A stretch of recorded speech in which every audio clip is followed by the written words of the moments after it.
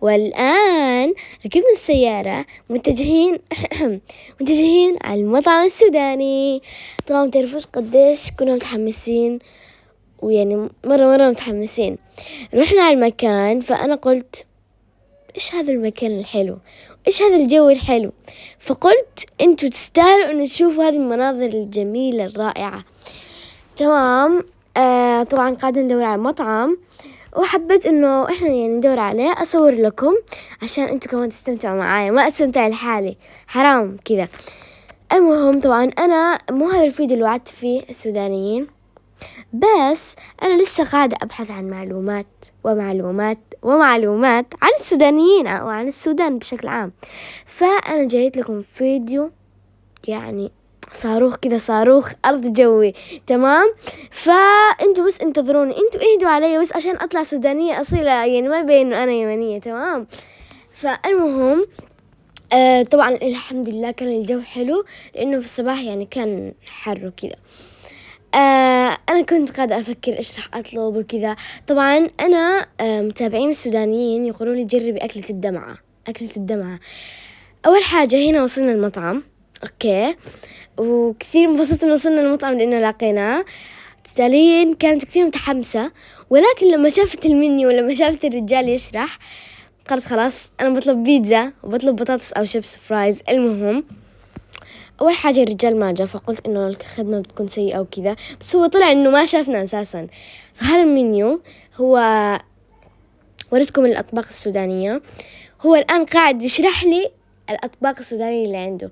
طبعاً الأكل المنيو عبارة عن أكل عادي اللي هو البيتزا والبرجر وكذا عادي، يعني باستا، ولكن الأكل السوداني كله كان أقاشي باللحم وأقاشي بالفراخ، فإحنا مو من محبين اللحم نهائياً، فبس طلبنا أقاشي بالدجاج، وترين كالعادة طلبت بيتزا وبطاطس. المهم قعدنا نستنيهم، ولكن حابة أقول لكم إنه أسعارهم صراحة يعني اقتصادية. أنا لسه ملاحظة هذا الموضوع، أشوف كل الأسعار إنه مش غالية نهائيا. أنا كنت متوقعة شيء ثاني عشان أكل سوداني وشيء مختلف. تمام. فمن جد يعني إنه أنصحكم فيه يعني، بس والله يا جماعة الخير مو إعلان.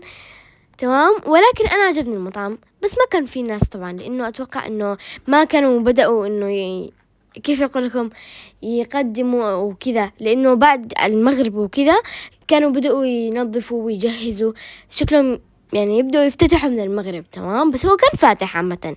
إحنا رحنا من الصباح عشان أقدر أصور لكم.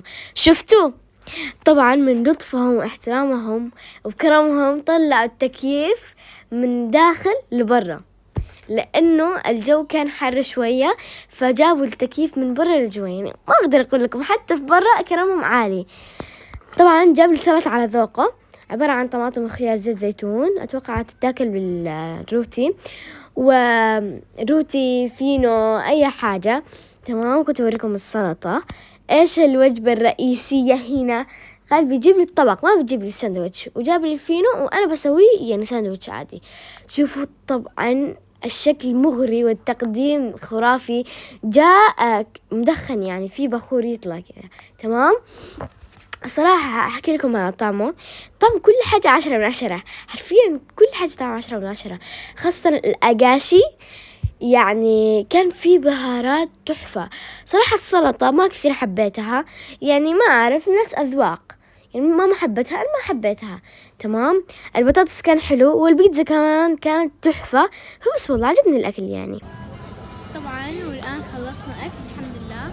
الأكل 10/10، التقييم 10/10، كل شيء حلو، والكوفي عندهم حلو. ما توقعت بصراحة إنه أكل سوداني وكذا، فما توقعت إن الكوفي يكون حلو. بس كله حلو صراحة، كان كثير لطفاء كثير يعني. بس صراحة استمتعت، عجبتني التجربة.